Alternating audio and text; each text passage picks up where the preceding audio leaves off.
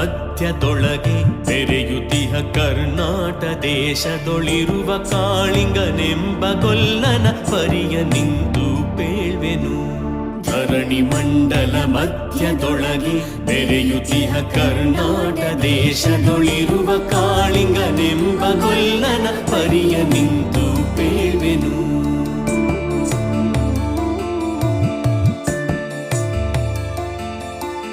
ಎಳೆಯ ಮಾವಿನ ಮರದ ಕೆಳಗೆ ಕೊಳಲನೂದುತ ಗೊಲ್ಲಗೌಡನು ಬಳಸಿನಿಂದ ತುರುಗಳನ್ನು ಬಳಿಗೆ ಕರೆದನು ಹರುಷದಿ.